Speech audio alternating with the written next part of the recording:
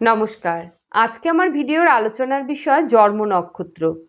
আমরা প্রত্যেকে জানি 12টি রাশি রয়েছে, কিন্তু আপনারা কি জানেন যে 27টি নক্ষত্র রয়েছে? প্রতিটি রাশিতে 3টি করে নক্ষত্র রয়েছে। আমরা ছোটবেলা থেকে বইয়ে পড়েছি যে গ্রহরা নক্ষত্রের আলোয় আলোকিত হয়।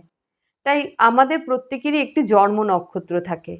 যদি সেই নক্ষত্রটা পাওয়ারফুল হয়ে যায় বা সেই নক্ষত্রটা যদি কোনোভাবে এনার্জি পেয়ে যায়, তা পজিটিভ এনার্জি পেয়ে যায়, তবে কিন্তু আপনিও ফেরাতে পারবেন আপনার জীবনের দুর্ভাগ্য এবং আনতে পারবেন সৌভাগ্য।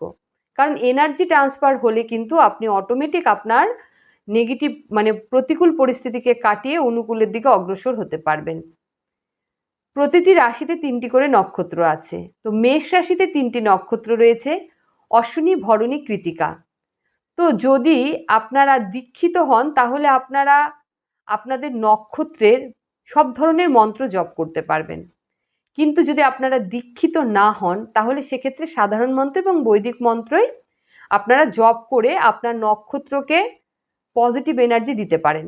আর যখনই নক্ষত্র পজিটিভ হয়ে যাবে, নক্ষত্রের আলোয় আপনার গ্রহগুলোও কিন্তু চার্জ আপ হয়ে যাবে বা পজিটিভ এনার্জি পেতে থাকবে।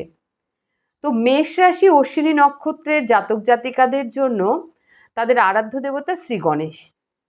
আপনারা গণেশের মন্ত্র জপ করুন, গণেশ পুজো করুন, আপনার ধীরে ধীরে দেখবেন সমস্যা সমাধান হতে চলেছে।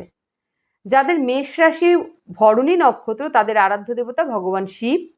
আপনার শিবের বীজ মন্ত্র, সাধারণ মন্ত্র, বৈদিক মন্ত্র জপ করুন এবং সেই সঙ্গে শিব পুজো করুন।